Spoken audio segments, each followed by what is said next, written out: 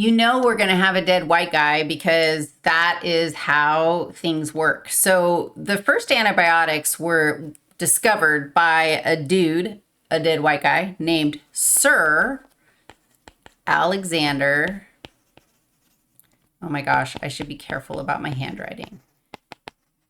Sir Alexander Fleming. And this is Sir right there. Dude, I could be Alexander Fleming. I will tell you my story after I tell you what he did. So he was studying bacteria and he left for the summer. He left his lab for the summer. And when he came back to his lab, there had been, I don't know, what's it called? Contamination. His agar plates, where he'd been growing bacteria to learn about them, his agar plates had been contaminated with fungus, mold. They'd been contaminated with mold. And he was like, oh my God, my stuff is now all moldy. And then pretty soon he was like, well, it's all moldy except there are these dots. These are like examples of what he saw in his agar plates that were supposed to be full of bacteria. And there were these mold blobs that had sprouted, and around the mold was empty. Look at that. Like, this is actually, I don't know if you can see for some reason, the bacteria grew all over the place like this, and yet there were places where fungus was growing, and around the fungus, there was no bacteria. So he was like, what? What just happened to my lab? And he sampled this area surrounding the fungus that hadn't been contaminated by the bacteria, that the bacteria couldn't grow in this area around the fungus. And he discovered a substance called penicillin. Penicillin, I think that's how you spell it.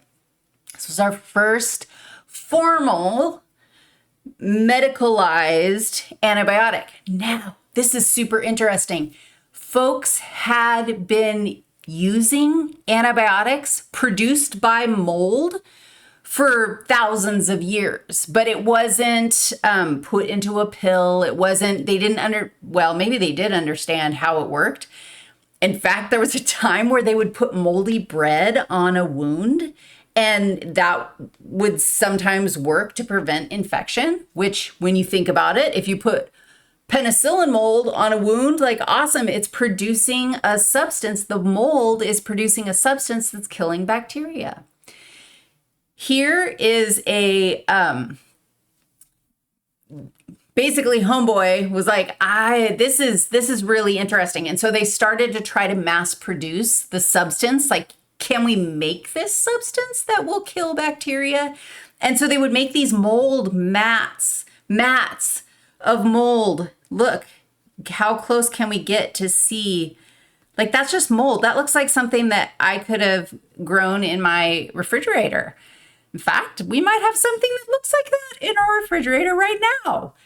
They would grow the mold and then separate out the substance that they were trying to identify as the bacterial killer. They were successful.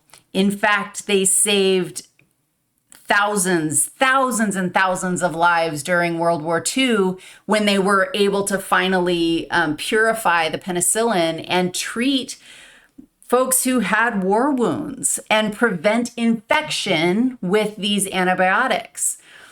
I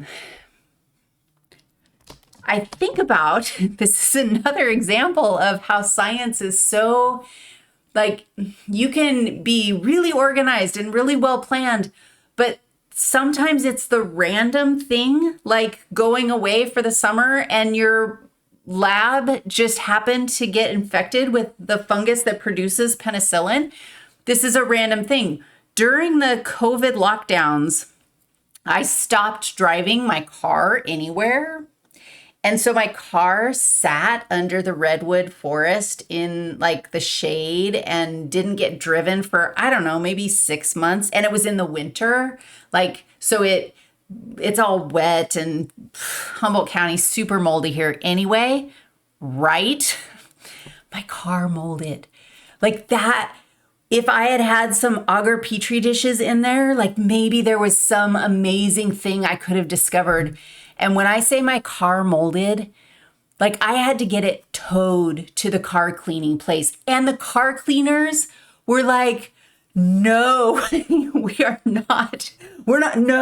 not going in there. Your car has been totaled by mold. We are not cleaning this. It's going to cost you way too much money to clean it. And I was like, I love my car, so you have to clean it. And they did, and I still have this vehicle, although now I never, ever don't drive it. Like I always drive my car now because I don't want it to sit under the trees and grow mold. Although it makes me think like, maybe I should let it grow mold and see what kinds of cool things I can discover, because in the way of Sir Alexander Fleming, perhaps I could discover something too. Antibiotics, like I'm sure you can remember taking them.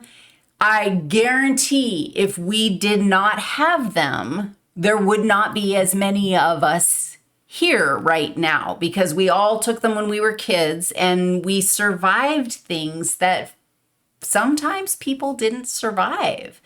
So they are an incredible blessing, and they are a gigantic problem. So let's, in the next chunk, let's talk about some of the issues with overuse of antibiotics and the resistance that can form.